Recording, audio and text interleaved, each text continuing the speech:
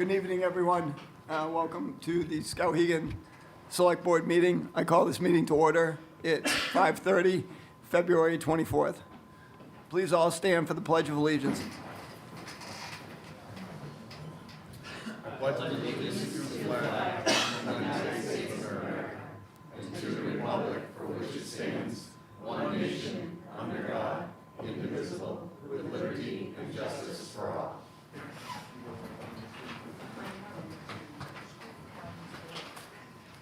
All right, we're going to start this meeting off with the town manager's report. So, Nick, you have the floor.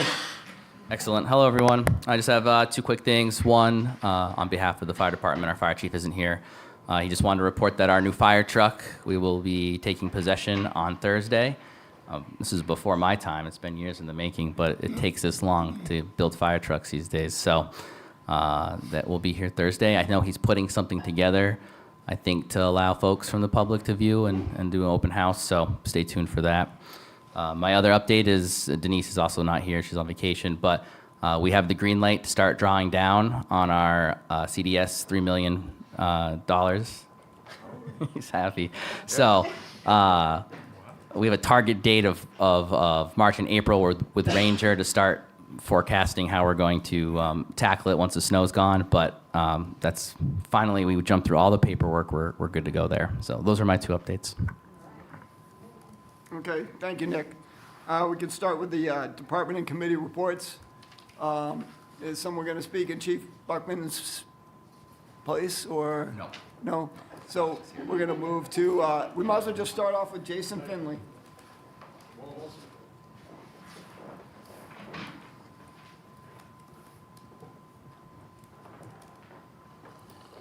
going on, guys? Hey, Jason. Been busy again. Jason, 1 second. Angel, can you confirm it's recording or streaming to YouTube? Okay, perfect. Because I got like 3 messages trying to check my phone. Hey. Yeah. So we posted the roads today, so everybody should know that. Trying to keep the roads so they're not so bad. But we do have a loader out for bid till the 27th. It's a cat loader. Everything's on the town website. You don't want any information, call us up to the shop, come up and look at it. But that's about all I got. Thank you, Jason. Brian? All set. All right, thank you. Gail?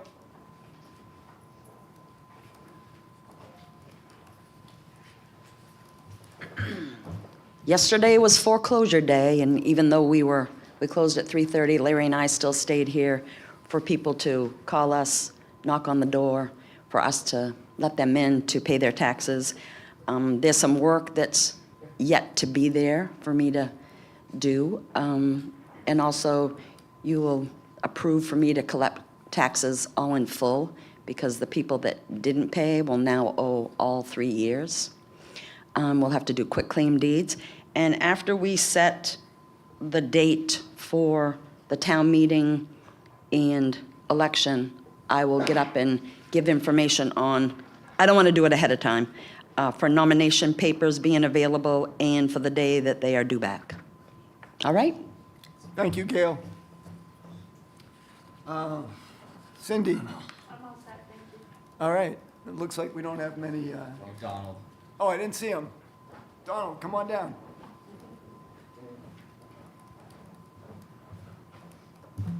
April 2020, we applied for our renewal of our DEP loan. It's every 5 years. This is how long the DEP is having trouble with staffing and everything. So we're getting our new permit in 2026. We just finished the 30-day window of commenting for it.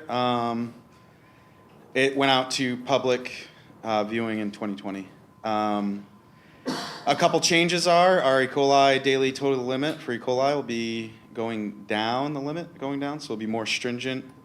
There's one major thing is phosphorus. So they're looking for ambient phosphorus reporting. And so we'll be creating a new collection point upstream of our discharge pipe. And so they'll be asking for phosphorus from June through September. And that's when phosphorus is most impactful for receiving waters. That's when it's the warmest. So the problem with phosphorus is it's the classic dilemma of nutrients, of like fertilizers going into water. We've known about that for a long time. So what phosphorus will do will create an algae bloom. So what the DEP is doing with the ambient reporting is every river, every water or body has a total daily limit, and it's based on the size and biology of the receiving water. And so we have entities up and down the Kennebec that are all discharging to the river. And so they want to see, they're going to collect data for 2 years, and they're going to see, we're going to go upstream. So we're seeing what's going on above us. And then we'll also be testing our effluent. So we'll be doing 2 tests a month, what's coming down the river and then what's coming out of our plant. And I've seen this coming. This has been coming down the line for a long time. If you do any research into the Lake Champlain area, they're having a phosphorus crisis. And so it's coming down the line through the EPA. If you live on a coastal community, they're dealing with nitrates. And if you look at the news, there's the Casco Bay is going to get nitrate limits. And then there's like entities suing DEP and the EPA. And it's a big mess. But it's coming. We see it in our permit now, so they're testing now. So we can anticipate that maybe in 5 years from now, we may need to treat phosphorus. So it's very important we do this upcoming improvement at the facility, because we can look ahead and we can address this. There's 2 ways to treat phosphorus. You can either do it biologically or chemically. I'd prefer to do it biologically. And then we reduce the impact of chemicals on our employees and the plant. But it's something we should anticipate and see coming down the line, and it's a good thing, and improve the quality of the Kennebec River. So that's all I have. All right, thank you, Donald. Yep. Seeing no other department heads, I think we'll move on to the conflict of interest disclosure. Amber, I have none, thank you. Ethan? Come back to me. We gotta see which number it is. Sure. Kevin? I need to abstain from number 3, the sewer relocation project. Okay. Elijah? I have none. I have none. And I have one on the one with the bid from T.W. Clark. Number 3. Number 3. Yep. Yep, number 3.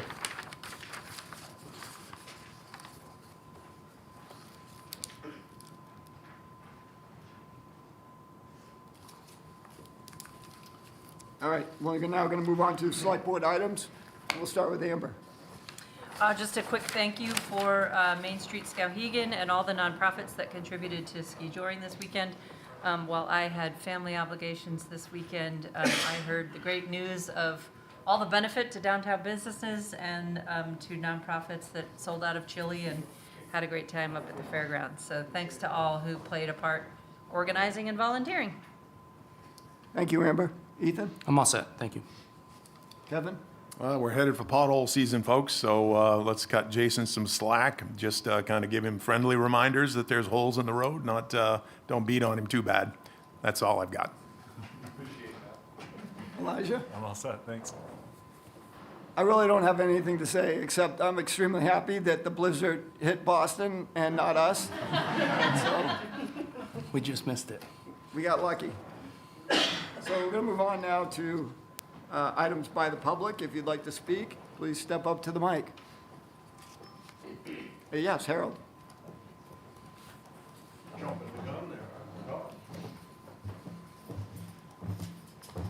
Yeah, my name's Harold Bigelow. Thank you, board and Skowhegan.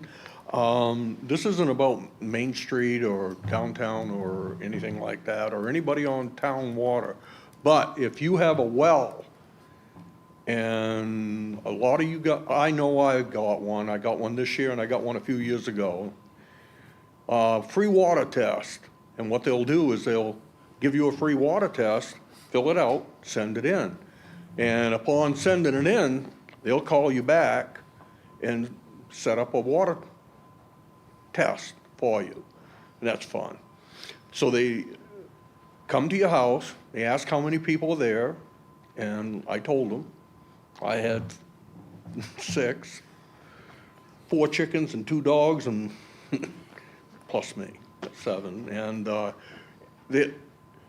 it was so, the guy had like a Home Depot suitcase, and he comes in and he sets up, and before you know it, you drink this water?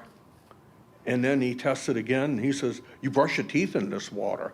And it kind of makes you feel like, oh my God, what am, and so it goes on, and he said, well, that's, you got your water test. And I said, pray tell, how can I remedy this? And he said, just so happens, I sell filtration systems. And the next 25, 30 minutes, I got a ton of prices.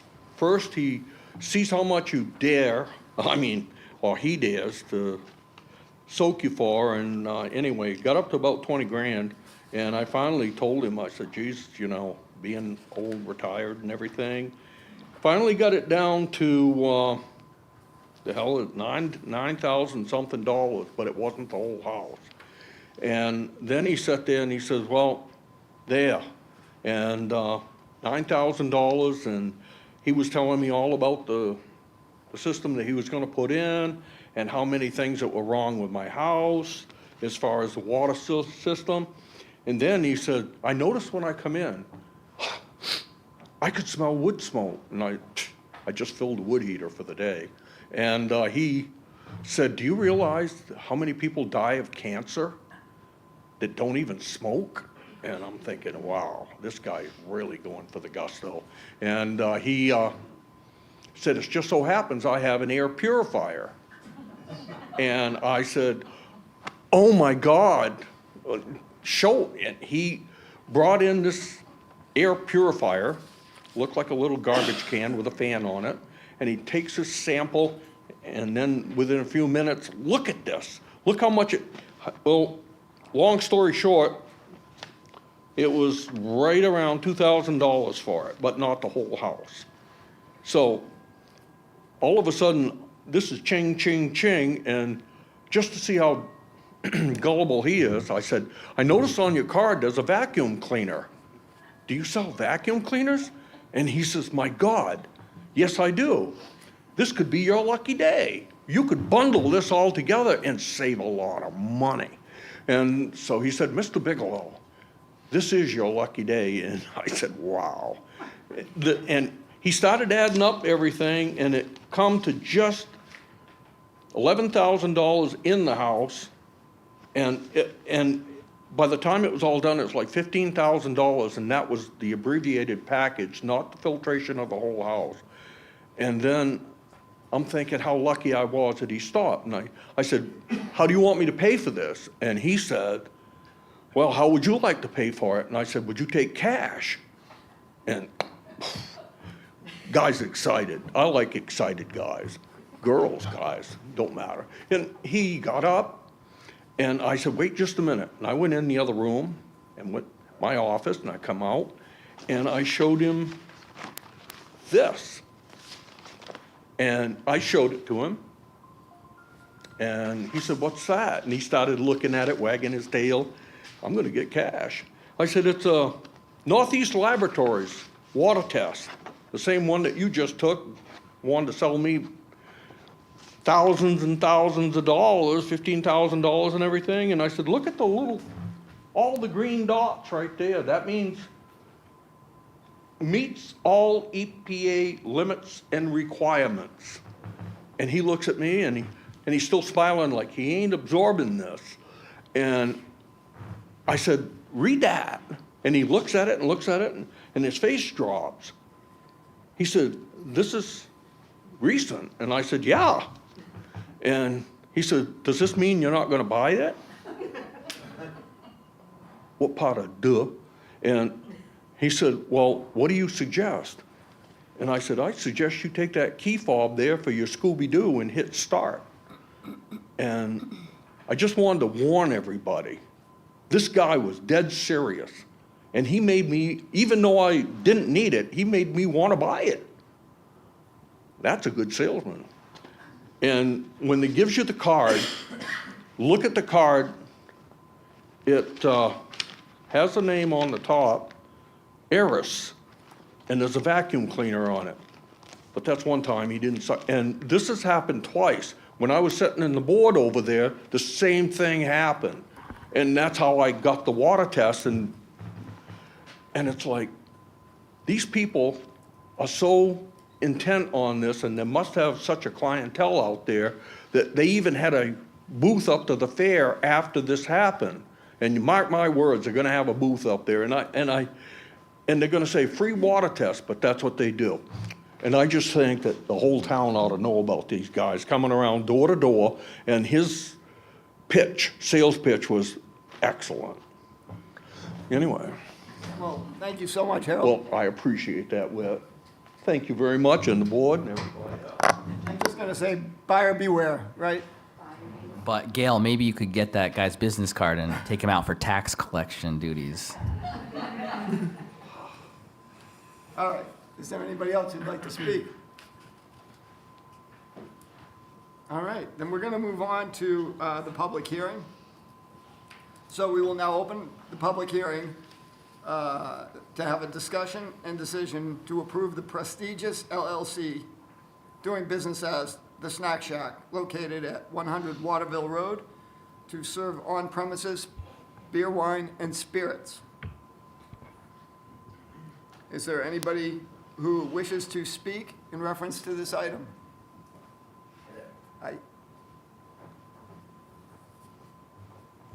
Hello, board. Hello, town. My name is Fabian, and I represent the Snack Shack today.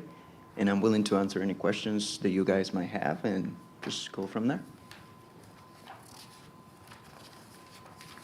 So previous to this, you didn't sell beer, wine, or spirits. Is this a new thing that you're going to do? That is correct. So, as probably most of you guys know, the Snack Shack's been in business for a while now. Yes. They've never sold alcohol or anything like that. This is more like an idea that we came up with because most of our customers and even some tourists brought it up. They were like, hey, do you guys have any beers or anything like that? And we were like, no, not really. And they were like, have you ever thought of doing such a thing? And we were like, yeah, we really haven't thought about it, but it's something that we could definitely give it a try and see how it goes. And, you know, we've been sleeping on it, kind of like talking to most of our returning customers and see what they think about it. They all love the idea, so we decided to, you know, just start a new project and hopefully build a outdoor tiki bar, just to give you an idea, to, you know, sell cocktails and things like that. Obviously, with the opportunity for people to sit outside, enjoy the weather, have some food, and just, you know, have a good time as a family. Okay. And you're open till 7 PM, Tuesday through Saturday? That is correct. So for now, we're open from Tuesday to Fridays, 11 to 7, Saturdays, 12 to 6. However, as, you know, weather gets better, let's say summer-wise, it's going to be probably 11 to maybe 8 o'clock. It's the latest we're going to be. If, you know, we get everything going and we get the approval, we're potentially looking to stay open maybe Friday until 9 p.m. at the very latest. So you mentioned you're going to have a tiki bar outside, right? That's So are you guys going to have a sectioned off place outside with fencing? That is correct, yes, sir. So what we're trying to do here, it's kind of like, we were initially thinking about building it from the very scratch, but I talked to my general contractor and he said, Fabian, there is a better idea. We can bring a shipping container, a 20 by 8. What you do is you put it on the ground and we just build like windows and things like that. We do a nice decking and we do a fencing that divides the parking lot with the picnic area so that, you know, we don't have people going back and forth. So it's going to be sectionized where customers can sit outside. We're gonna have picnic tables that we've always have, and it's gonna be very, you know, well built and very well organized. So you'll have it set up so that you will prevent people who are outside from just leaving the outside area without going through the inside, right? That is correct. That is the idea. And because I think that's pretty necessary. Absolutely, 100%, we agree. And you've already run this by code, or? Yes, I got the building permit, even though I thought I didn't need it, but the guy mentioned that we had to because it's over 200 square foot or something like that. Yep. So we got the permit, the form, we filled it out. My general contractor will be dropping it off tomorrow.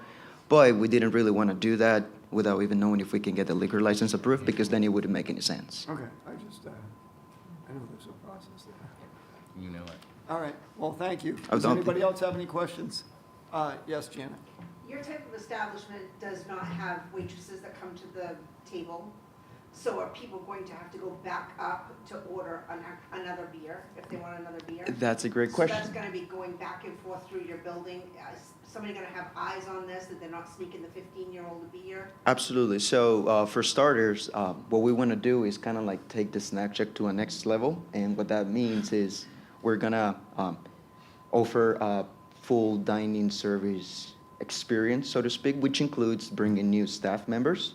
And we're going to have servers bring in, food, just like we always do, whether you sit outside or inside. We've always had our staff members bring in food, very super nice and whatnot. So if everything goes according to plan, what we're going to do is we're going to have bartenders that will have their legal, permits to be able to serve alcohol and stuff like that. Everybody's going to get ID'd. There is always going to be at least 2 managers on duty to supervise and make sure that everything goes according to plan. There is no any intentions of serving alcohol to people underage. That's certainly not going to happen. It's going to be very, thoroughly inspected and supervised. Is there anybody else who wishes to speak? Seeing none, I'll close this public hearing, and I will entertain a motion to approve the prestigious LLC DBA Snack Shack located at 100 Waterville Road to serve on-premises beer, wine, and spirits. So moved. I have a first from Amber, second from Elijah. Thank you. Thank you. All right, all those in favor? Motion carries 5-0. Okay, we have no presentations tonight, so we're going to move on to the consent agenda. To approve minutes from the Select Board meeting on February 10th, 2026. Do I have a motion? I move we approve the minutes as presented. Second. We have a first from Amber and a second from Ethan. Are there any questions or corrections? Seeing none, all those in favor? Motion carries 5-0. We're going to move on to the regular agenda. The first item on the regular agenda is discussion and decision to approve Brian Bellamy to expend an amount not to exceed $5,000 from the Municipal Building Capital Reserve Account, repairs designation. And Brian, I'd ask if you could come up and explain to the public what's going on. Make a motion Oh. approve as written. Thank you. First from Ethan. Second from Eli. I couldn't get to it. Take it away, Brian. So this project started back in 2023, so almost, two full years before I took on the role as municipal building supervisor. What was approved prior for the design service for that project was $4,500 from this same very account. But it didn't take into effect any inspections of the work, and it certainly didn't cover any surprises that may have come up. That's what we found, was a lot of surprises. The contractor started the work, and as soon as they opened things up, we had Steve come back, and we found that existing conditions were not what were shown on the 1906 plans. Go figure, that's what happens with old buildings. So we've actually had to redesign the structural supports, and that's what you're seeing. You'll see, if this gets approved, you'll see an invoice at the next meeting that we'll have to pay to get this taken care of so we can get our plans stamped. We are working from approved plans, but we do need to get this taken care of. What was the problem? So Well, I don't even know where to begin. So the first thing was, the existing beam was supposed to be roughly 2 by 14 beams sitting on support posts on either side. What we found was one 2.5 by 14 inch beam sitting roughly on support posts on either side, and then another 2.5 by 14 just scabbed to the front or the back side of the existing beam. So it was literally not doing anything. What should have been, what was shown on the plans was those two members would have had full bearing on support posts on either end on both levels, and that's not what we have. The other issue was some framing members in the wall. The framing's just not typical of what you would normally see. It's kind of like balloon framing, but platform framing kind of mixed, which is kind of weird. So that was the other challenge that we were faced with, rather. So were you forced to have those steel beams, the vertical ones, constructed to fit the steel beam that goes across? Is that what was not accounted for? No, that was accounted for. It's just a matter of how we were able to, we had to redesign the support posts themselves to fit the construction that's actually here, physically here.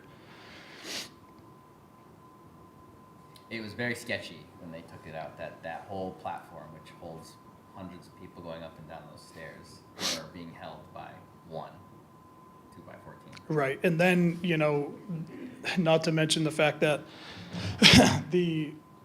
on the second level, as you're heading up, on the first platform, as you're heading up to the second level on the left side, right side if you're heading up the stairs, 4 of the 8, give or take, stringers weren't even bearing on the support beam.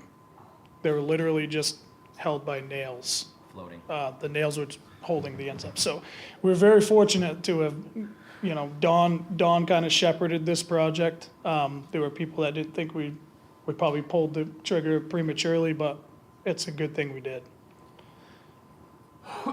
This will all be shored up by town meeting? Yes, Yes. absolutely.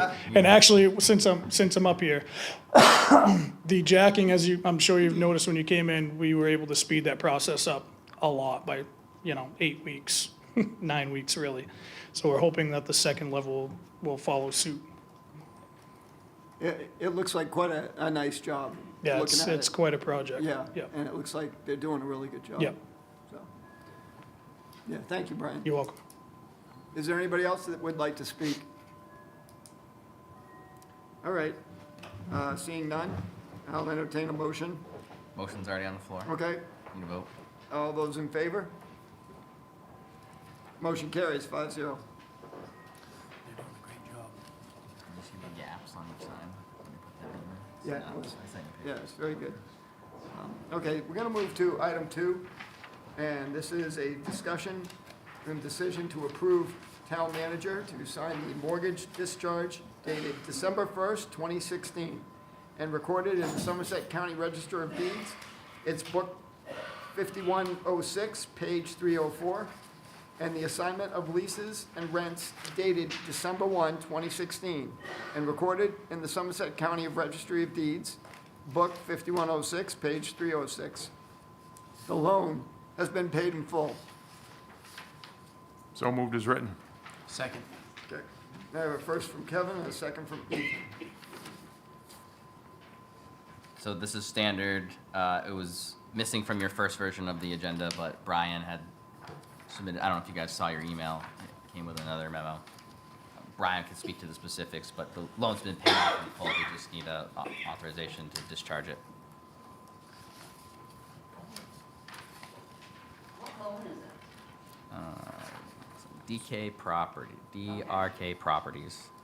So I don't know anything about it, but does Brian know about it? Yeah, this is Brian's. Well, I think Did he leave? I think, Okay. well, that might be him. Wait for him. He sounds worse than me.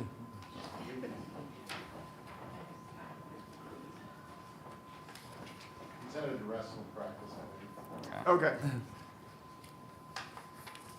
It's standard. It's if it's on here, it's legit. They paid it. We just need a motion so I can sign this for him, for the county. Got it. All right, any more discussion? All right, all those in favor? Motion carries 5-0.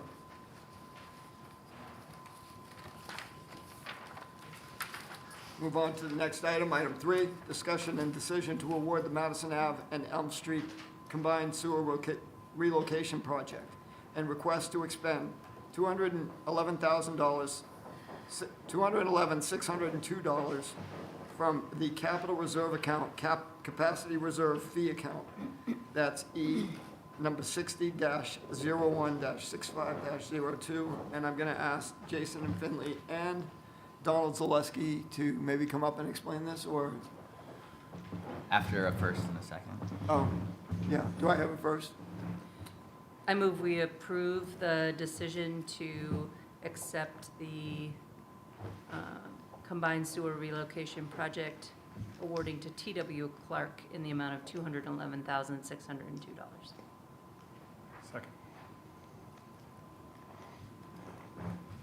So this project's for the state is putting in a traffic light on, by Elm and Commercial on Madison Ave. And by doing that, we'd have to move a couple structures and reroute some drainage lines and sewer lines.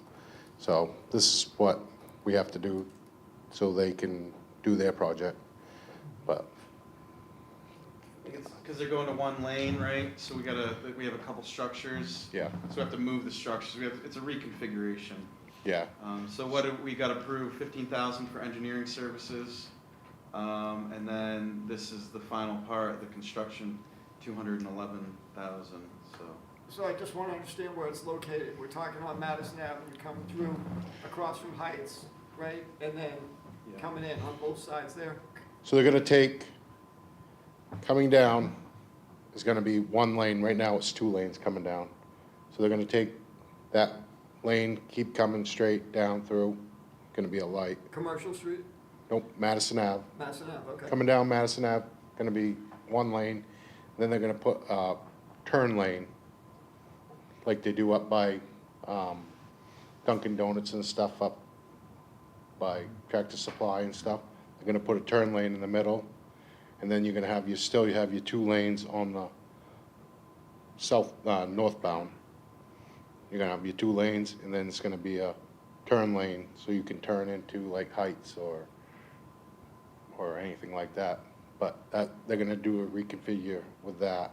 Then they're gonna have a light that's gonna give Elm an out and Commercial out and stop Madison Ave coming down.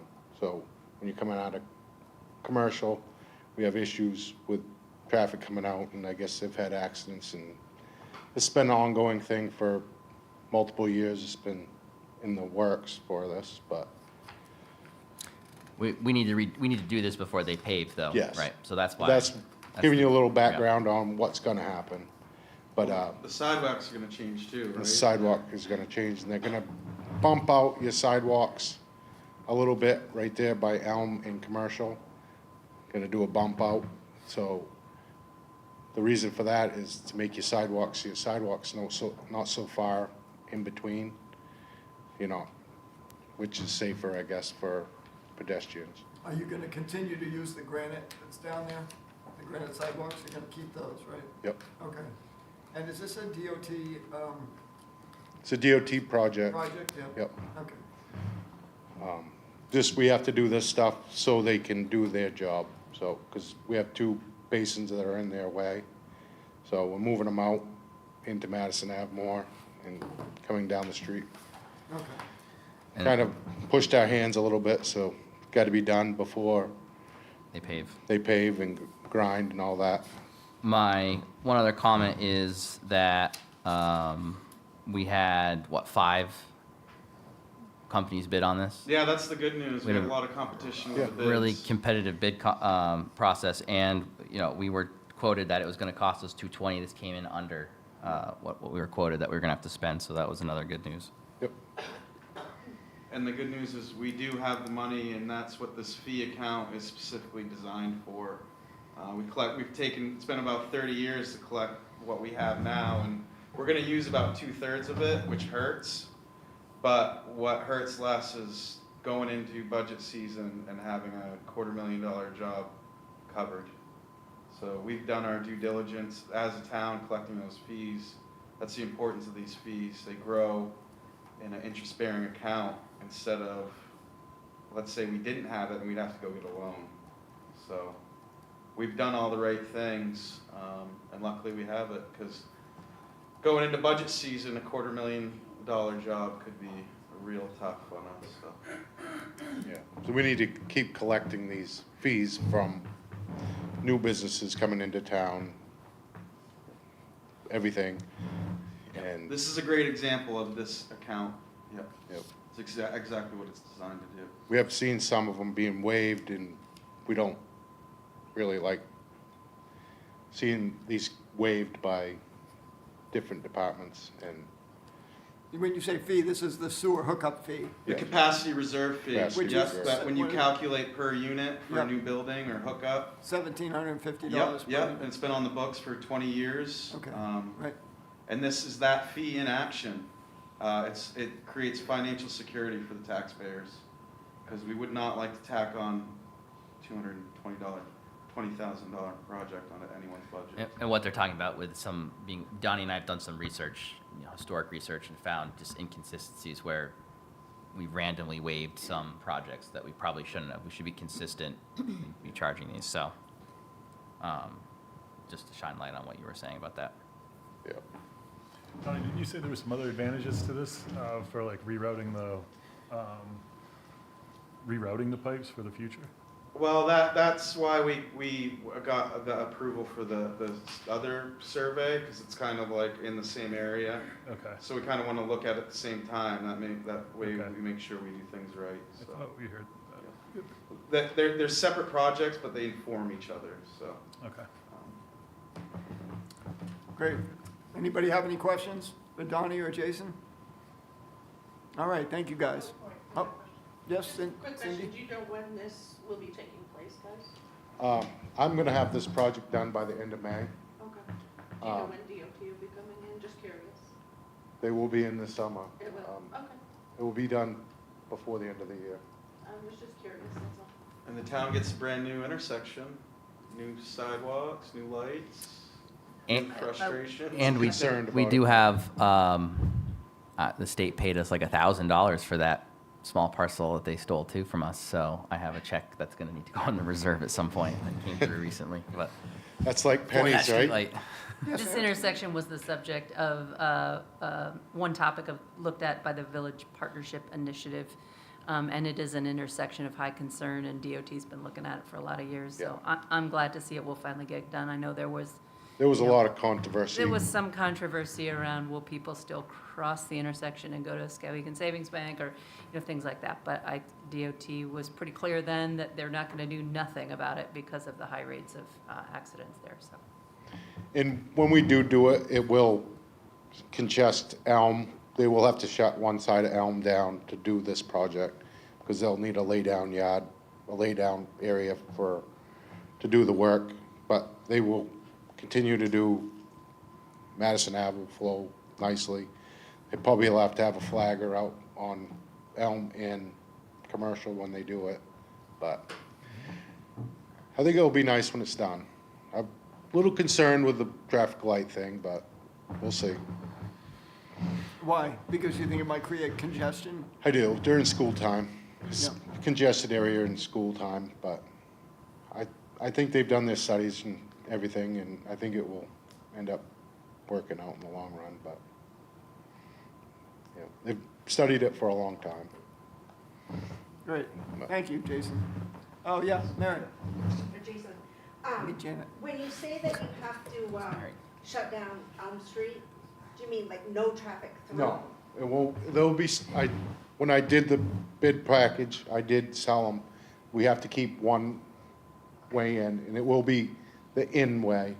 They might have to go out, Through the bank? out through the bank or out through Elm. But it shouldn't be, it only should be like a 2 or 3 week project for that. Just making sure that people can still get to the library. The library and the bank will be our biggest concerns, yep. Yep. Thanks, guys. Thank you. Thank you, Jason. Thanks, Have a good Tony. day. Any further discussion? Seeing none, all those in favor? Motion carries 3-0, 2 abstain.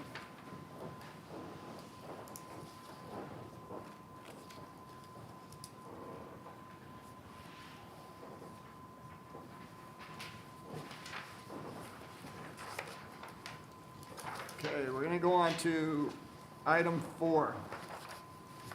This is discussion and decision to allow Gail Pelot to accept tax payments in full prior to the award of foreclosure sale bids in order to sell all foreclosed property back to the previous owner. Do I have a motion? As written. Second. First from Elijah, second from Ethan. Discussion. I guess I'd like to hear from Gail.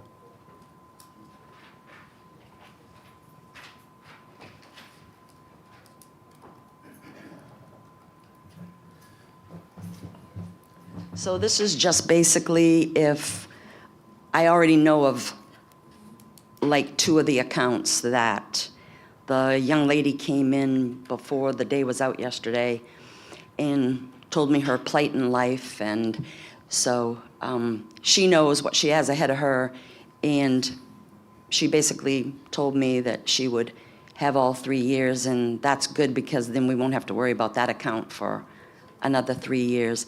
But in order to do it, the selectmen have to give me the authority, and then another one was looking to make it in and didn't, and so I think they will be on that list also. But then what will happen is people that didn't come in, they will be receiving a letter, and they'll have 90 days to come forward to pay the balances in full, and if they don't, it has been changed, and I'm not familiar with this new process, but we are gonna have to go and have these properties listed through a real estate agent.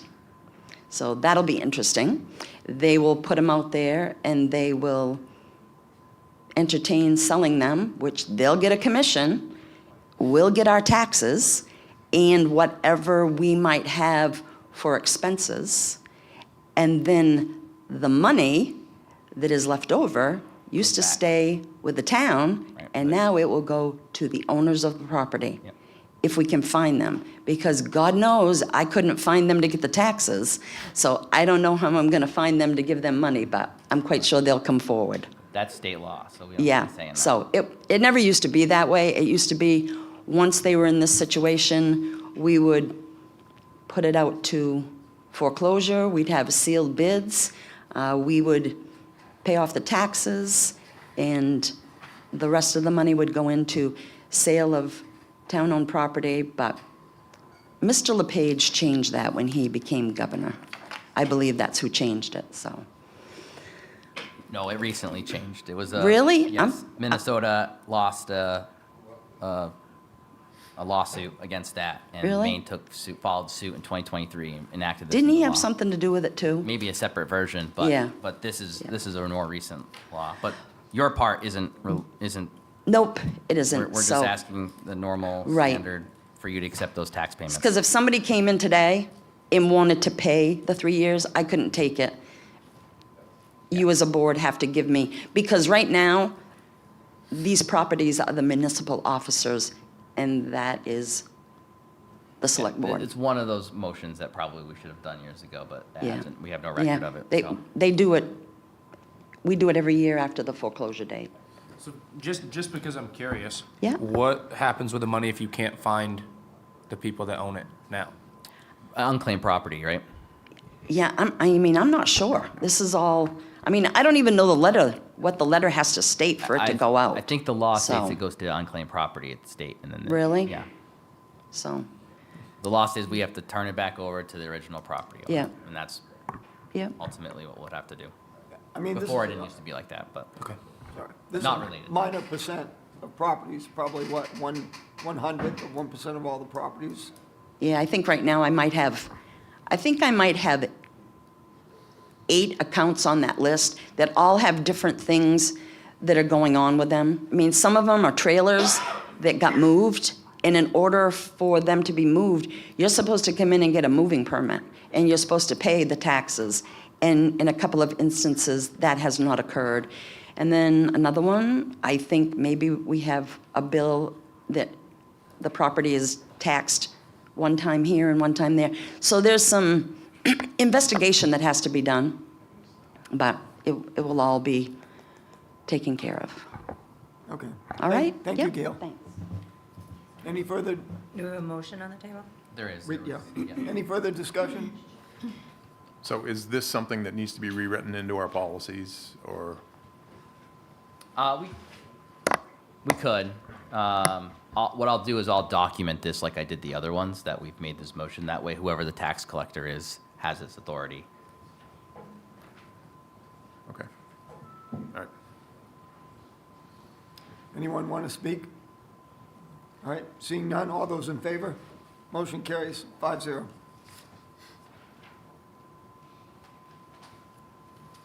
Gail, you should have stayed up there. Because you're next. You're next. We're going on to item 5, discussion and decision to set the 2026 town meeting and election.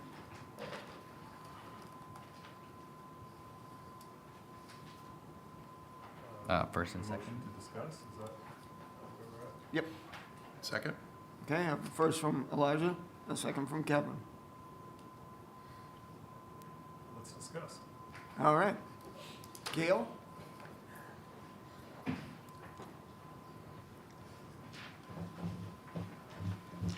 So I'm personally looking for, since June 9th, that Tuesday is a primary day, I'm looking for that to be our election day, and I'm looking for the night before to be our town meeting. And I am in agreement. So it would be June 8th at 7 PM in the Opera House, and election would be June 9th on Tuesday here in the council room. So if the board's good with that, Ethan, if you amend your motion to set that. Or Eli, sorry. You guys look so similar. Say again, Nick? Whatever her dates are that she just said, it was the 8th and 9th. That's for the warrant meeting, right? Town meeting, Yeah, okay. yeah. Town meeting, the election. So to set the town meeting June 8th, 2026 at 7 PM. Yep. And then, I don't think you need a motion for the elections, but add it in there, the following day, June 9th, to be the election. What do you call it, Gail? That day it'll be the municipal election. Municipal. It'll be the state primary, Yep. and I believe it'll be the school election. It'll be also Yeah. the schools, yep, It's great, all in one day. yep. Yeah. So I'll make a motion to have a town meeting on the 8th at 7. And upstairs in the Opera House, and then have the election the following day, Perfect. June 9th. My sister's birthday. We have a first, do we have a second? Kevin, you want to second that again? Perfect. Okay. First and second, any discussion? All those in favor? Motion carries 5-0. Okay, and now I'll give you the dates for nomination papers. Nomination papers will be available this Friday, February 27th, and they will be due back Friday, April 10th. And I will be getting out a notice to all of our candidates. Since we don't have the board, I'm going to be putting notices on the door. We'll put it on the website. I'll also send letters out to people who their terms will be up. And when they come in, we'll get papers ready for them. Carol, can you tell me that due date again? Due date is April 10th, Friday. Yep. All right? Thank you, Gail. Thank you.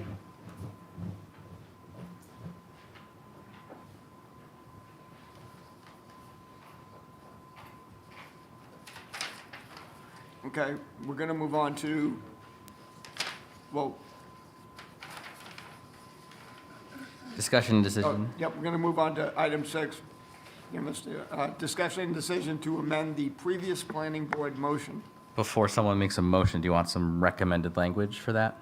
Yeah. Okay, so someone should motion to amend the previous meeting's motion to remove the full-time member appointment due to the member being alternate. So moved. Okay. We have a first. Second? And from Amber, and a second from Kevin. And explanation there is I made the motion at the last meeting, but it was unclear in the agenda that Adrian Sincere was an alternate and not a seat-holding member of the planning board. Had that been clear, I would not have made the addendum to include Erin, who is also an alternate. So Erin will keep her seat as an alternate, and Adrian was removed then as an. As the other alternate, yeah. Okay. Any further discussion? Leaving a current vacancy in the alternate seat, which town members could apply for. Right. Any further discussion? All those in favor? Motion carries 5-0.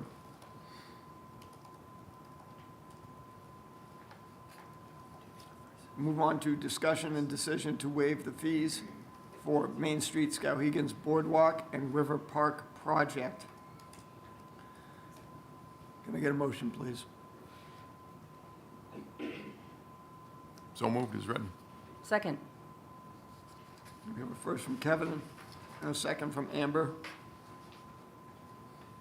Discussion. Just a correction of the spelling of Main Street.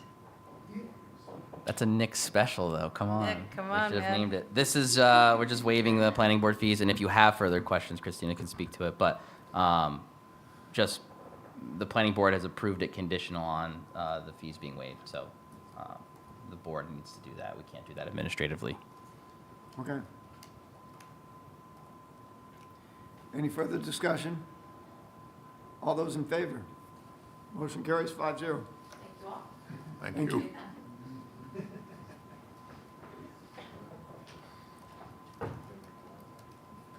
We're going to move on to the treasurer's warrants. Do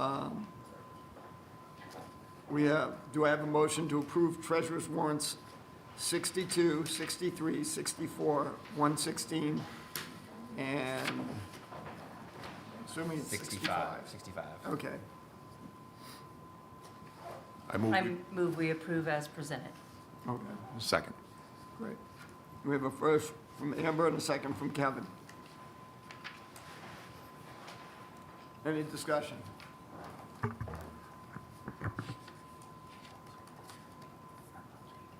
All right, seeing none, all those in favor? Motion carries 5-0.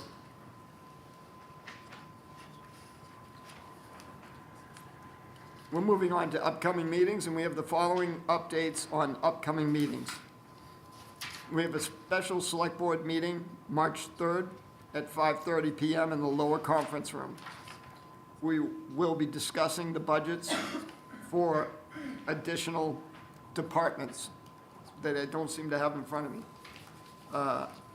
We will, on the next meeting we will have is the planning board meeting, March 3rd at 7 PM at the town hall. Following that, we'll have a regular select board meeting, March 10th, 5:30 PM at the town hall. And then after that, we're going to have a TIF educational workshop. We have yet to set a date for that, but we will at some point. In March or April. And I'll just make a note that did you already mention, the select board meeting next Tuesday, since it's special during the planning board, is going to be below us in the downstairs conference room. We're trying to figure out, it'll at a minimum be recorded, but we're trying to make sure YouTube can stream both at the same time. And if not, we'll record one and stream the other. So that is specifically related to the budget for certain departments, right? Yeah. So next week's a special one. The only thing on there, unless a department head has an emergency thing, is we're just focusing on the next three budgets. It's assessing, next week is assessing Parks and Rec and social service asks, so. Great. Yep. So splitting up these meetings like this I think we're gonna do a much better job because we're not inundated with a 13-hour meeting, which is just brutal. And I want to thank you, Nick, for setting it up this way. I think we're gonna do a lot better for the taxpayers by being fresh when we get there.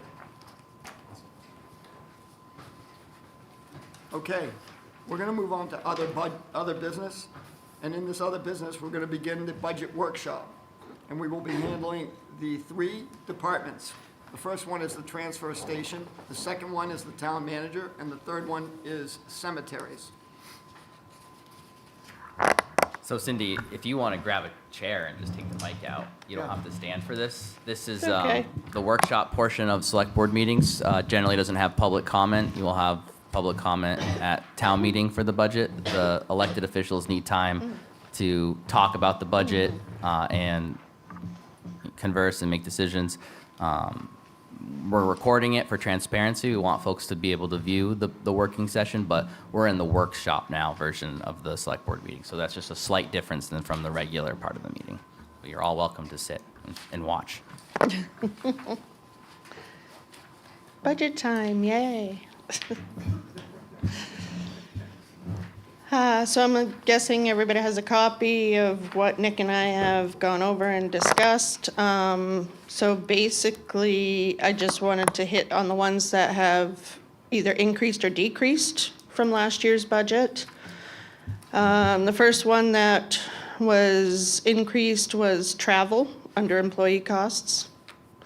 Went from $250 for the year to $500.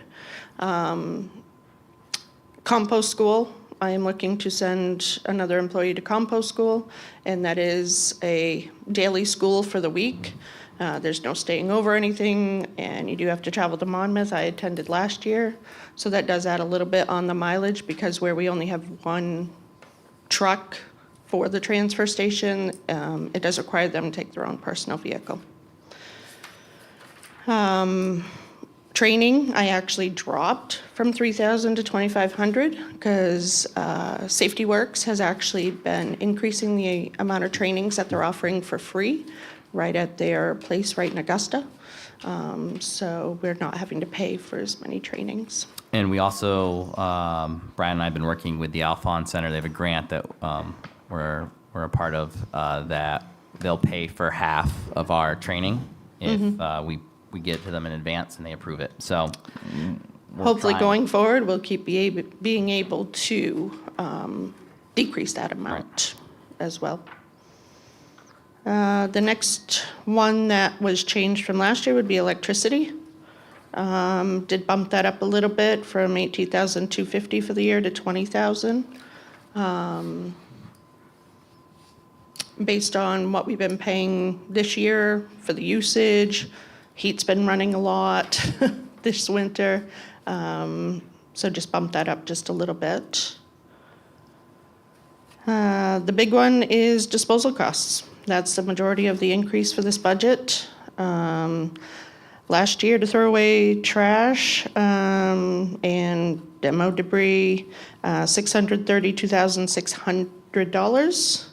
And I've increased it up to $667,600.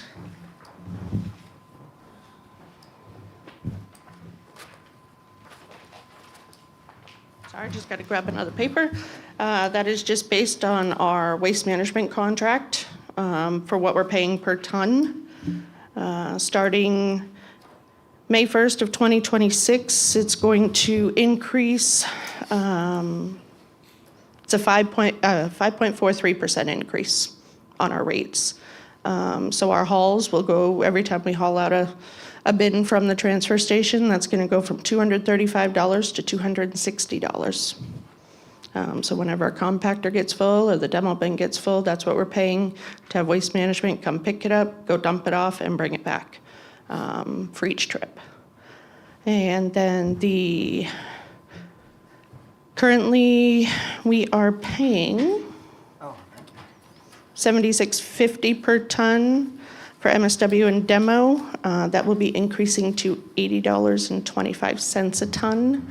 That does not include the state-required fees, which are $2 per ton for MSW and $5 per ton for demolition debris. The wood chips that we do grind up and send to Waste Management, which is the big wood pile that everybody puts wood in, that's going to be increasing from $39 a ton to $41 a ton. So it does average out to a 5.43% increase, so that's what I calculated into disposal costs. And just the gas and diesel, I did bump up a little bit. Just with hoping to increase more of the recyclables options as well. We did get approved for the, I can't remember the name of the grant, Community Resiliency Grant, I believe it is, for the additional trailers to be placed at other transfer stations. It would be Solon and Clinton, and then we would just have to go pick up those once a week. So that might increase on a little bit on the gas. That's, I just want to stick in the expense budget for a second here. Also, that $1,000 increase in fuel is offset by the, you'll see we projected 10,000 more in revenue for the recyclables. Yes. I want to back up to the areas where I inputted some numbers. So you'll see payroll is only going up 1%. It's pretty much strictly within the union contract, the pay scale that was approved last summer or fall. The benefits, we were facing a 12% increase in healthcare. You'll see that we've done a pretty good job stomaching that, staying slightly under. And there's a 5% increase in dental. But the overall increase to the operating budget before you even look at revenue, including the reserves, is only a 2.8% increase. So I think Yep. Cindy's done a good job of keeping costs minimal here. And of course, this year, the only other change was the permits and stickers, because we don't have to buy them this year. We just purchased the new 2-year stickers, so we're good until the next budget season to purchase new stickers. Do you want to speak to your capital reserve ask? Yes. Just for the board, I know I put this in my email, but in past, you would look at capital reserve separate from the operating budget. It wasn't very transparent of what the actual department ask was. So you'll see this year, this is a good example, include with their operating budget, also their capital reserve. So anything transfer station is going to be here, minus some of those random tangibles like paid family medical leave, which is going to be under the finance budget. Otherwise, everything for transfer station is what you see here. Yeah, and you were revenues. Well, go ahead with your finish. Okay. With your, Finish with capital reserve. So the total, there are 4 different accounts or sections that the solid waste department has in their capital reserves. We have equipment, paving, building repair and maintenance, and also the retaining wall. So the total capital reserves request for this year is $70,000. That would be divvied up to $40,000 for equipment, $5,000 for paving, $15,000 for building renovations or repairs, and $10,000 to be put away for the retaining wall. Can you run those by me again, please? Absolutely. Yep. Okay, well, never mind, he's got one. Okay. Just some of the stuff. Equipment. We're doing great. We're getting a new forklift, which is great, but our wonderful Chevy trucks, the 2011 with over 100,000 miles, so I want to start being able to look towards the future on that. Our balers definitely need some repairs done to them. I'm not looking for full-on replacement at this point, but they definitely need some upkeep and repairs. My oldest baler's a 94. I have a 94, a 95, and a 2005 on vertical, and then the big horizontal we use all day, every day, was used when we bought it. And basically got a paint job and a new ram, and that's all. So it's been 3 years since I've had to buy a baler for a transfer station. What do they go for now? the last prices that I had gotten were right around $125,000. Is that new? New. We'd be buying used, folks. What do you have in the capital reserve balance today? That I do not have.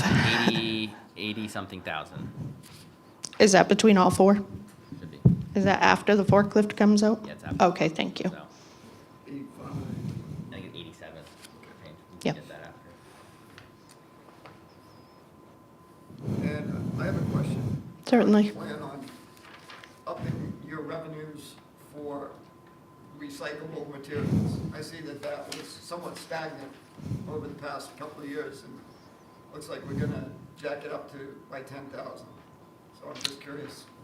Part of I can. Yeah, part of that is I pulled the historical data, and even though we've been budgeting very conservatively for the revenue, in 2024 we budgeted what 35,000 for revenue. We took in 50 or 60,000. In Yes. 2025 we took in 70 something thousand, even though we budgeted 40. So even though the market fluctuates a little bit, I'm confident we're going to hit more than that 40, and I think we've been overly conservative on the revenues. So. Very. And I do know as far as the loads that we've been putting out over the past year have certainly increased. We used to send out a load of cardboard every 2.5, possibly 3 weeks. Now we're sending one out every week and a half, maybe 2 weeks, and we're Yeah. ready for another load. I'm constantly emailing them out. I projected the year-to-date based off of the year-to-date, which we're 63% of the year through the fiscal year. We're on track to hit that 50,000, even though we only projected 40,000. So I've at a minimum. So I've asked Cindy to raise it 10,000, knowing that it's probably going to be more than that, especially for collecting more. Absolutely. And just education, education, education.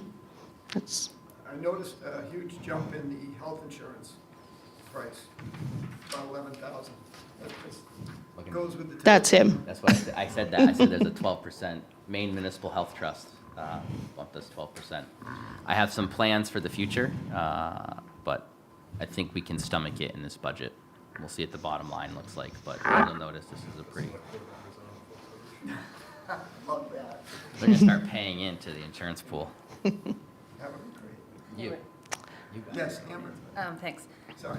Big picture, the transfer station budget is 11% of the town budget. Total budget of 14 million or so, I think, from last year.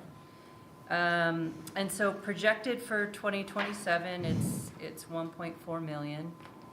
I'm still looking at that disposal cost figure, and the 667,000 that we'll spend on removal. We're learning from you about 75% of that figure is commercial haulers, so dumpsters. What they pick up, yes. Yeah. So where do we find money, whether it's in this budget or somewhere else in the town budget, to conduct an independent feasibility study on what would happen if we charged for commercial haulers to, or we did not accept that fee? That's about $500,000, and we have learned from you that we are the only community in any kind of radius in Maine of our size that still does that. We pick up the tab for businesses that have dumpsters. And residential as well. And Yep. residential. So where do we find money to do a feasibility study that looks at this more carefully? This is a lot of money. We do a little bake sale. No, so when I present the finance budget, there is a capital reserve, an administrative capital reserve. Typically, it's been used in the past for Gale and some other things for the building. That's where we would, if we want to talk about that, we would put in a line to do a feasibility study. I'd like it to be more than just that department. I have some other, if we're going to do that, I'd like to bundle it so we can get our best dollars worth. There's some other departments that I specifically want to look at that to make sure they're running most efficiently. If there's any way we can alter it or change the structure of them. So So it doesn't need to live it in wouldn't. this budget? It wouldn't need to live in this one. It would live in the a capital reserve that I'll put with the finance budget, which is Okay. sort of the catch-all. Okay. Did I answer it? I'd also need to get a quote, and I think we talked about at the workshop for the transfer station. That's more of a selective type of study, so it's going to take some legwork to get a quote, but I've put it on my docket if we want to pursue that. Are we in the process right now of accepting this budget for this department? Nope. Okay. Nope. So you're gonna wait. We're gonna go through all the departments, the bottom line, and then what's gonna happen is I'm going to go through my list. See the town manager list here? I will put in my figures based on what the bottom line is, and then ideally, and in a great world, I'm meeting the department heads at what their needs are and what the board needs. But however, I may cut where I see or feel fit, and then you folks will look at my numbers and go from there. It may match the department head ask. I think there may be a little bit of a difference in some areas, different departments, but we're gonna hear from all the department heads first, get a bottom number, and then I'll go through and fine tune it based off that bottom number. Thank you. Yep. I have a couple questions about, so we charge to get rid of demo. Like if I go up with my pickup, depending on the bed size and everything, we charge to get rid of that. Now, how does that offset the cost of getting rid of demo? Is it about even, or is it not quite the same? No, it's not even really close for what we're charging versus what we're paying to get rid of it. I mean, we're lucky if we might collect, say, $20 to $50 a week in demo fees, and every time we call out that bin, it's $235. So it's the main. To haul it off and bring it back? To haul it That doesn't off. include the tipping fee, It right? does not include the tipping fee. So what we're charging for fees is not, it would not completely cover the cost of disposing and stuff of demo. One of the main reasons when we instituted the demo fees was to help cut down on a lot of people who live in Skowhegan or have the opportunity to get a temporary permit for a job or a sticker when you live in Skowhegan, but also work as a contractor. So instead of having to hire a dumpster at a job you're doing, say, 2 towns over, they just load it up, bring it to us, and they were just dumping it for free. And there were several that we were catching with that. So that kind of just decreased the amount of the demo that was actually coming in.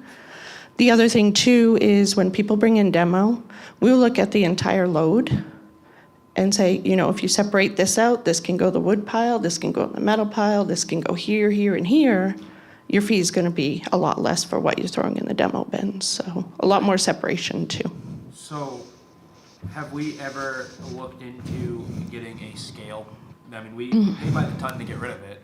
I know a scale's it's a huge investment, but if you had one, you could charge by the ton or by the pound. Absolutely. Or however Yep. you wanted to do it to get rid of that material.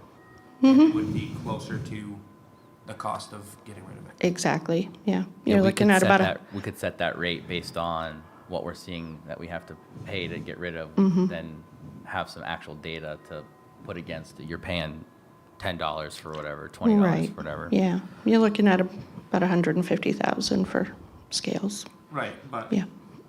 I mean, if you spend $150,000 and it pays itself back. Right, within a couple right. of years, like the return on investment. Yep. I mean, it might not be a bad idea to get some. Yeah, Right. no, Just looking absolutely. For the future. is Yeah. what I'm thinking. We've also been in very loose talks with a hauler company out of Bangor. The previous Perk plant up in Orrington. Right. Yep. And I say loose because we haven't nailed them down, but they've expressed interest in maybe they would pay for a scale at our transfer station for their trucks, and that we would be allowed to use unlimited. So, And just allow us as kind of a midway point between right. drumming up business in Western, and we're kind of midway coming through us and then heading up to Orrington. So if that ever gains actual traction, we're going to definitely pursue that because it's only to our benefit that we have that up there. Yes, So there is an option potentially where we get it for free. But So Yes. if we did something like that, would they take our trash too instead of hauling it to Norwood? it would be more expensive to go to the old Perk facility. transportation costs, but it is They're something that already he had gonna- mentioned. They're just going to get weighed along the way. Oh, I Going. see. Yeah, they're not picking up our stuff. Okay. No. They just Yeah. need a safe spot where they can put their trucks into weigh along the route. I will say it would be an option to also get pricing from them as far as taking trash when we do come up we got to look at all the options, but I don't foresee it being We any could cheaper certainly than look at going. it, but I had one of the other municipalities that I manage, we had a lot of inconsistencies with them. We would have to skip them and go to Juniper Ridge and then pay a premium. Pay a I was lot, wondering yeah. Because they burn it, if I remember correctly, and they make power with it. Right. So I didn't know if they charge you to get rid of it, how that works, or if you just paid a haul. They do. No, they No, they still charge you charge per you. the ton. Yep. Everything's per the ton. Yep. But there are some revenue areas where commercial hauler licenses, when's the last time that fee was changed or updated? And what is that comparable to other transfer stations? Hasn't been changed since I've been here, almost 14 years. So it's $350 a year for commercial haulers to get a license from Skowhegan, to do business in Skowhegan. What are their other options? As far as, What's the closest place they would go if we? well, no, it just allows them to come into Skowhegan, place dumpsters in Skowhegan, pick up trash in Skowhegan, and then take it to Waste Management and charge it to Skowhegan. So it just allows them to actually do business within the town. So it's $350 a year for them to renew their hauler's license with Skowhegan. How many do we have? We have 6 currently. Previous year, it had dropped down to 5, but we picked up another one last year. Not that, do we know how our fee compares to other municipalities? It's quite low. Yeah, this could be part of the I've feasibility talked with study. other Right. towns that charge anywhere from $500 to $1,000 a year for a commercial hauler's fee.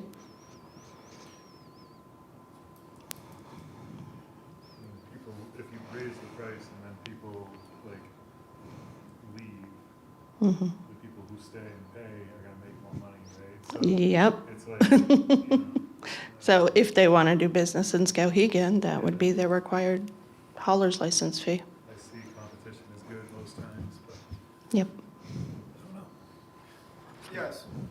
These other towns with the higher fees, do they also pay the tipping fees, or do these commercial haulers pay their own tipping fees when they go empty their trucks? The majority of towns that I have researched that are similar to Skowhegan, well, actually, all the ones I researched, the tipping fees, basically if say a hauler comes into town, picks up your curbside trash, they take it to Waste Management. The bill for those tipping fees goes to the hauler, and that hauler divvies it up between their customers. That's how they work it. That's what I thought. Sure, thank you. Instead of the bill just coming directly to the town. We're the only town that pays it. So I'm confused of why it's like that. Why do we do that? It's the way it's always been. You should have come to the workshop we had. I would have if I wasn't. I know. I wish I wasn't. I have a whole packet for you, Ethan, if you want it. Sort of like that, The right? argument is that it's business friendly. But it's distributing that business friendliness to all of the taxpayers. Right. Because right now, this is a property tax funded budget. Mhm. Susie, who's 88, retired on a fixed income, maybe produces 1 bag of trash, pays the same sort of rate in her property tax as a business does, but that business could be producing a ton of waste. And they're getting a deal. Susie's got to pay whatever her Yeah. property tax is. And then, Yep. and then Skowhegan gets billed for whatever that is. And So. Susie's reusing her wrapping paper, so she's not making any trash. Right. Exactly right. Or she's showing up to our recycling building every single day, which we have several. Susie's composting in her backyard, so our waste doesn't cost even more. But it just adds weight to Yes. our bag, and she puts it in there, so. And it's all about the weight. But it's not an easy conversation, right? 'Cause Yep. It's always been this way. It's gonna be tough for some folks who really are getting a good deal right now, Yeah. using the commercial haulers to stomach their fair share, but we gotta I think we have to ease into it with a transitional plan. And this is where a feasibility study might come in, if we have a group come in and study and give us some recommendations to get there. Or other options, like 'Cause- even curbside pickup, right? Like just. Curbside pickup, hiring one hauler to handle the whole town, or pay as you throw. There's a lot of different options that are available. Cutter to Skowhegan. Cindy, your presentation was pretty thorough. Mm-hmm. And, you know, the bottom line is when I looked at that, I could tell that commercial hauling represented more than 75% of all the expense. Mhm. And yet we have no control over that. We don't know who's dumping their stuff from outside of town. And we need to put measures in place where the trash that we're dumping is Skowhegan trash. Mhm. And you gave us a lot of options, but one of your tables was quite clear. All the towns around Skowhegan have come up with a different method. Skowhegan is the only one that does it this way, and it doesn't work. So at some point, we're gonna have this study, and they're gonna prove out your table. Mhm. So is the purpose of the feasibility study, I'm gonna be a little facetious, but is it feasible to continue doing it this way, or is it feasible to do it a different way? Right, like what's our purpose? Well, sure, this is feasible in this, if you want to pay a premium, right, like if you want to keep paying. So I think the feasibility, so what I would ask these consultants to do is give us options. Show us what it's costing right now, what that's projected. Show us other alternatives, even if it costs more. Let's just see what pay per bag does. Let's see what, why I would suggest that's gonna cost less. But like curbside pickup might cost more. But let's put that on the study so that at least we can say to the residents, we did our due diligence, and we checked this out, and it turns out this is a lot more money if you want to go this route. And the chart, Can we do something similar with a focus group, or do you think like it's just a feasibility study would be the way to go? I say feasibility because I think we need a comparative analysis that is done by a financially astute number cruncher that's going to go out and get you have great information and more of it. And, what are the services that could provide a different method of hauling, or what if this fee just went away, or how do we bring in more revenue and decrease cost? Like, we need to line it up with a few different scenarios so that we can make better choices at budget time. And we can't, I would vote for a budget that just removed that. But I understand that there needs to be a plan in place. We can't just remove money from her budget, and then it might, Information is getting so much easier to obtain we every day. can't micromanage where the money Yes. goes. But So, how long does it take to do a study like that? And it's not, I mean, we're not gonna be able to do it for this budget. It's No. gonna have to No. be- It'll have to be another. No, so this budget, you should probably go through, we should do business as is, right? But for all these departments that I'm talking about, but there's this one in public safety I'd like to do a feasibility study on to see, for next year, what some recommendations are. And I target their presentation date around this time, right? So if we could get this approved at town meeting, fiscal year starts, we would secure a consultant, we put it on RFP, get some consultants. Hopefully we get some folks, right? Eaton Peabody used to do a lot of these consulting, they're out now, but they were a Maine company. But there's some Southern Maine ones that were qualified to do this. I think they could get, some parts of this they'll be able to get done in 4 months, right? I think hers might be, but, police and fire are gonna be a lot more complicated. But Yep. Could we lump in sewer? Because That's a whole nother issue. Yeah. that we I need mean, to deal it with. could be another one that you could put Right. into a feasibility study, like what goes in comes out, so do we charge? Well, honestly, like-minded, I know it's I not think, on this I think budget, but- we Yeah. probably want to lump in sewer and transfer because they're both the same issue, right? That we're discovering. They're property tax funded. Yep. They're not service fee funded. We have some major loopholes in our sewer one right now where we have nonprofits like a large hospital and schools contributing to both trash and sewer, but they don't pay property tax, which is, Right. oh boy, that's what we're funded by. So there's some glaring loopholes where maybe that would be, we'd have a better chance of getting a more specific consultant to do that one, and maybe we'll save the public safety one for the following year. Maybe we do a couple feasibility studies, but I agree on that I one, think Nick. that, thank you for reminding me of that. It's a great idea because this is so in line with how Donnie's progress right now with Oliver and Associates and doing the upgrades. That would be a great thing to add on to this one. So what I need to do is quote roughly what that will cost, so I can put that in a couple weeks to the projected for that. We go to RFP and get the results back, hopefully within that budget range. But I need to go get some quotes on that. So I think that's what I'll do after. It's a good idea. Yeah. Just one last comment that was clear to me in the budget cycle last year is that in all of these departments, there's not many $500,000 wins to be found in the town budgeting process. But this is a glaring one for me. Yeah, this is a potential one, This is right? a glaring $500,000 that we should not be spending, in my opinion. Maybe we phase that to stomach, right, to help some of these folks. Maybe it's over 3 years we shut that down. I'm trying to. Right, because you do have to figure in, if you're going to make a drastic change like that, that could definitely increase the traffic at the transfer station. I mean, $10 for 2 years to be able to use the facility and drop off whatever you need, that could increase traffic and tonnage up there. So it would have to be phased in, like, Rockland's a completely different municipality, but they have a transfer station. Mm-hmm. They charge over $100 for their sticker every year. So They have to we pay have, for that big long pier and walk out on the other day. but so we have it nice here, and a few different facets. Let's be real, $10, what are you gonna do with $10 now? I mean, Right. Right. I mean, it's $5 a year. mm-hmm. Oh, it was mutiny when we went from 5 to 10 every 2 years. I remember that change. Yeah, we can move on. Are you guys Yeah. good? You Yeah. have Any other questions? I'm good. Thank you so much. If you do So have any, and Yeah, just for the board, so there was no. I do have stuff to give you from that workshop, and Thank you as well, Eli, just to let you know. Thank So, you, sorry I missed it, I was. No, I'm available anytime if you have questions. So, Thank you. Thanks, Cindy. thank you. So just for the board, there wasn't anything that, right off the bat, obviously we're talking about that long term, but there's nothing that we want Cindy to go back for. I mean, this seems pretty straightforward. There's no large increases. It's very much, most of the increases in the health insurance, so. It looks pretty good. And now we move on to the town manager's department.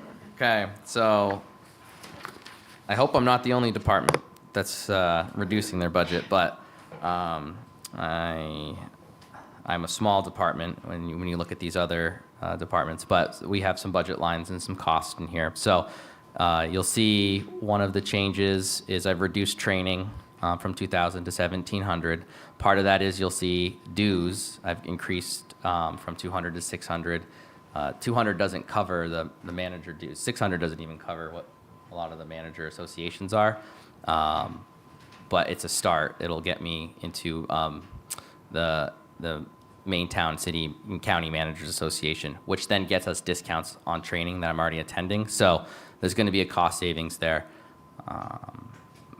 More realized once the more trainings that I apply the membership to. Right now, I'm not an active member because the town didn't have enough money to pay for that. I reduced select board training by $200. Again, we have the grant that qualifies for some of the training. I've also been working to get you folks caught up on training behind the scenes. I'll be presenting that at some point. You guys all need to have FOA training every year. And if you do through Maine Municipal Association, it costs money, but I've come up with an idea that I can do it for free. I have to administer it to you guys, but it'll be free. So I'm reducing some of that. I've kept your budget line there though, because I'm unsure of what you've used in the past for training. I'd like to get you guys to more trainings outside of the normal new elected officials training, which we pay for. I mean, if we had a whole new board, that's $800 would be at a minimum use for that. I'd like to get you guys, if you're sticking around multiple years, to do some more trainings. So, again, the next change you'll see is a decrease in health. Right now, you're lucky, Angel and I, you should keep us around. We're cheap for your insurance. We both have single insurance, so it's reduced that line that we've needed in the past. Dental is the same; it's per person. We don't cover families. The office supplies budget was cut while there was no town manager here, and that was a nice trick that they did. But Angel and I have been buying things out of our own pocket, which I instruct staff not to do. But I should be leading by example. So this is a $1,000 increase, but it's for things we need. I mean, I'll give you an example. the binders for all the department heads that I wanted them to have that Bible. That so if they, for some reason, didn't show up one day, we can go in and get it. Those things I'm having to pull from other departments so we don't overexpend this budget line.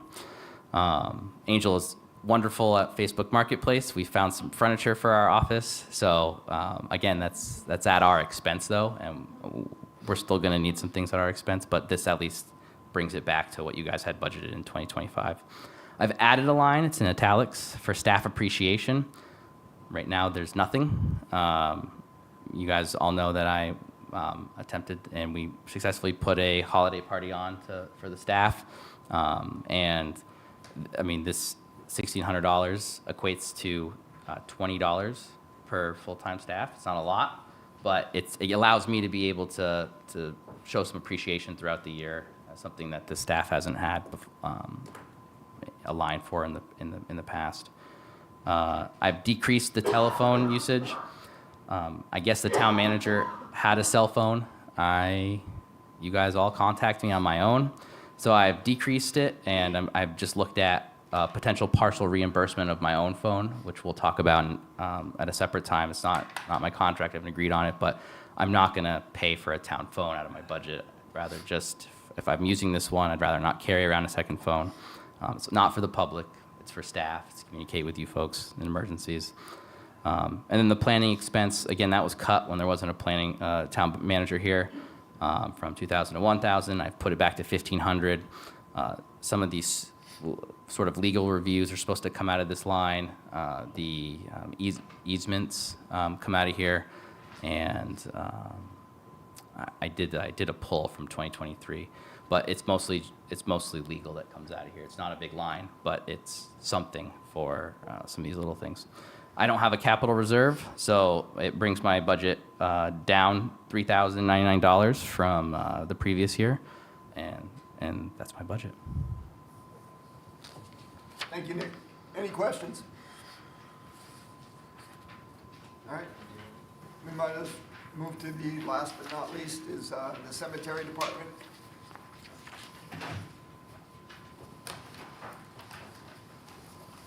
So Gail had some help from the cemetery. We had a long meeting, 2 hours and 15 minutes. Anyways, last year when we did budget, all of you know I cut it the select board helped me cut it by like $32,000, and Jean wasn't happy and Paul wasn't happy, and so guess what? This year, I'm not cutting anything. If it gets cut, somebody else is doing it. But anyways, so electricity stayed the same, so did water. Website maintenance stayed the same. Our sexton contract, there's like $1 there, and I don't know what that is. 367 or 366, I'm not really sure, but I think it all adds up to the 10,366, so right on the penny. Catholic Church is $1,200. That's money for their maintenance of their veterans' graves, and it's also flags and veterans' emblems. Tree cutting was cut last year. They put it back in, 2,000. Cemeteries, which is repair and maintenance, the committee increased it to 8,500.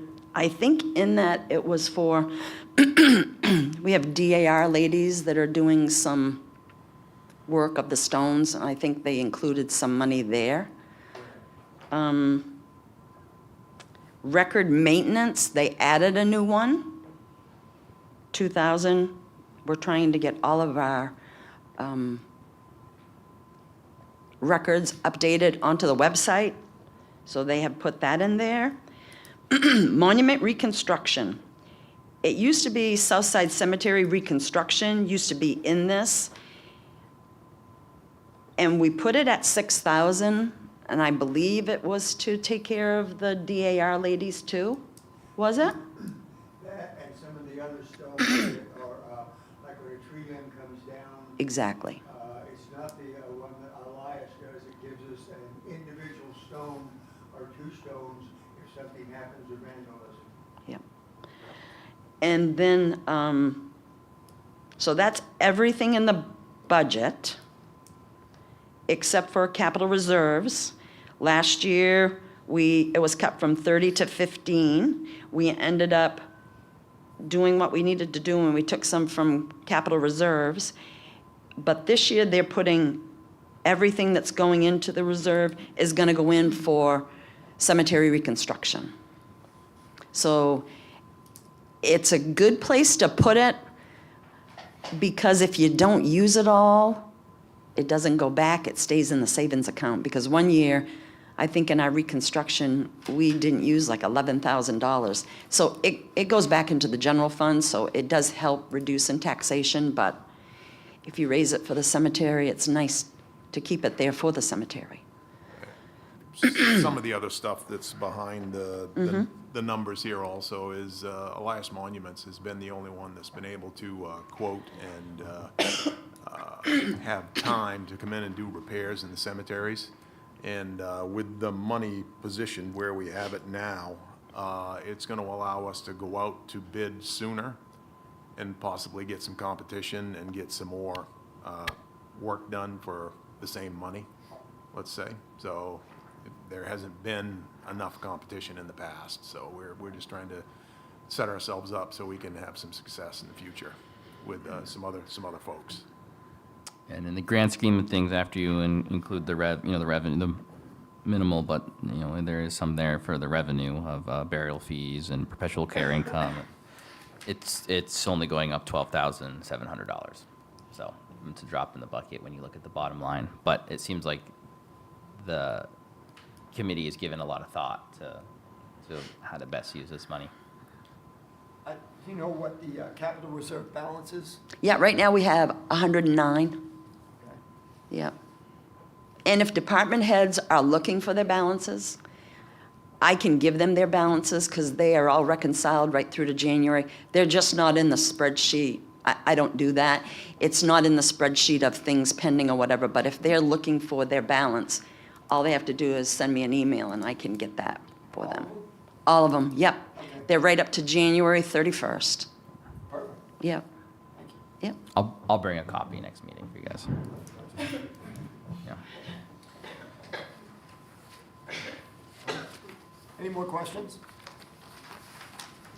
All right, seeing none, we're going to move on to the, You're gonna move on to the adjournment. So if there's no further business, I'll entertain a motion to adjourn. I've got one just before I'm we sorry? adjourn. The electronic sign out front, where are we with that? What is going on? So we had to wait to get the grant. We got a tech grant because we didn't budget for that. We didn't want to take it out of the reserve.